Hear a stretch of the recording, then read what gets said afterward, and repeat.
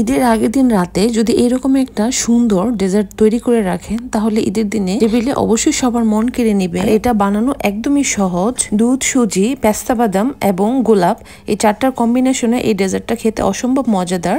আসসালামু আলাইকুম, welcome to purple cooking and craft. আজকে আমি বানাবো আরব দেশের সবচেয়ে জনপ্রিয় লেবানিজ নাইট বা লাইলি লুবনান। ঈদের দিনে আরব দেশে এই ডেজার্টটা সবচেয়ে জনপ্রিয় এবং এখন বাংলাদেশেও অনেকেই এটা পছন্দ করে। তার জন্য আমি এখানে সুজি নিয়ে নিব 1 কাপের মতো। সুজিটাকে আমি একটু ব্লেন্ড করে নিব, যেহেতু এটা মিহি সুজি দিয়ে করা হয়। আমি আমার হাতের কাছে মিহি সুজি পাইনি, তাই আমি এটাকে ব্লেন্ডার জগে নিয়ে ব্লেন্ড করে নিব। তার সাথে 1 কাপ সুজির সাথে হাফ কাপ চিনি দিয়ে দিব। চিনিটাকে আমি ব্লেন্ড করে নিব। স্বাদ বাড়ানোর জন্য আমি এখানে দিয়ে দিব 2 চামচ গুঁড়া দুধ, আর এখানে দিয়ে দিব রোজ ওয়াটার। এটা কিন্তু কমন অথেন্টিক লাইলি লুবনানের রেসিপিতে রোজ ওয়াটারই ব্যবহার করতে হয়। তারপর এখানে দিতে পারেন ভ্যানিলা এসেন্স অথবা অরেঞ্জ ইমালশন। তো আমি এখানে অরেঞ্জ ইমালশন দিয়ে দিলাম। আমি এখানে লবণও দিয়ে দিচ্ছি সামান্য, তবে আপনারা চাইলে স্কিপ করতে পারেন। সবগুলো উপকরণকে একটু ভালো মতো নেড়ে চেড়ে নিব। আমি কিন্তু এখনো চুলাটা জ্বালাইনি, কিন্তু এই পর্যায়ে সবগুলো উপকরণ ভালো মতো মিক্স হয়ে গেলে এখন আমি চুলার ফ্লেমটা অন করে দিব। লো হিটে অনবরত নেড়ে সুজিটাকে ঘন করে নিতে হবে। 5-7 মিনিটের মতো ভালো করে জাল করলে সুজিটা এরকম ঘন হয়ে আসবে। আর যখন সুজিটা ঘন হয়ে আসবে তখন এটাকে চুলা থেকে নামিয়ে নিতে হবে।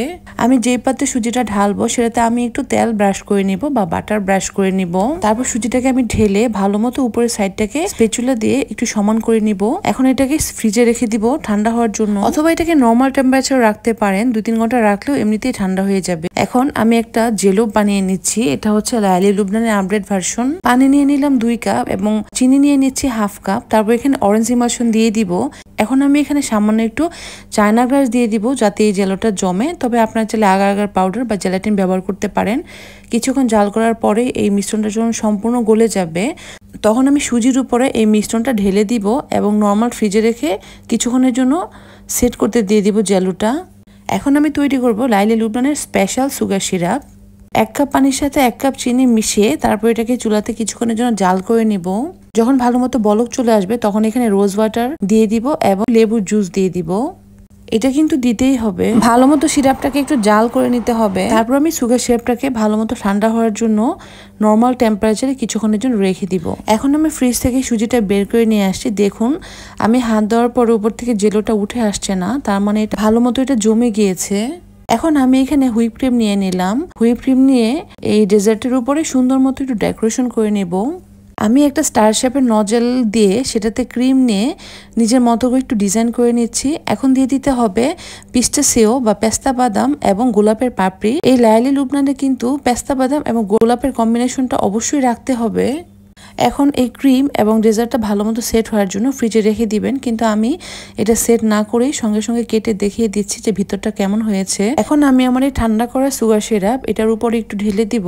তবে চাইলে আপনার আলাদা করে প্লেটে নিয়ে পরিবেশন করার সময় সুগার সিরাপটা দিতে পারেন। খেয়াল রাখতে হবে সুগার সিরাপটা যেন অবশ্যই ঠান্ডা থাকে। যদি গরম থাকে সেক্ষেত্রে ক্রিমটা গলে যাওয়ার সম্ভাবনা থাকবে। খুবই সুন্দরভাবে এটা উঠে আসছে এবং খুবই সফট এবং সিল্কি হয়েছে মাশাআল্লাহ। এই ডেজার্টটা আপনারা খুব সহজেই বানিয়ে নিতে পারেন। এটা যেমন ইউনিক, দেখতেও যেরকম সুন্দর, খেতেও তেমনি অনেক মজা হয়েছিল। ভিডিও ভালো লাগলে অবশ্যই কমেন্টস করে জানাবেন। আপনাদের কাছ থেকে সুন্দর সুন্দর কমেন্টস পড়তে আমার অনেক ভালো লাগে। ভিডিও ভালো লাগলে আমার ফেসবুক পেজটা লাইক করে দিবেন, ইউটিউব চ্যানেলটাকে সাবস্ক্রাইব করে দিবেন। সবাইকে ঈদের অনেক বেশি শুভেচ্ছা। সবাই ভালো থাকবেন। আল্লাহ হাফেজ।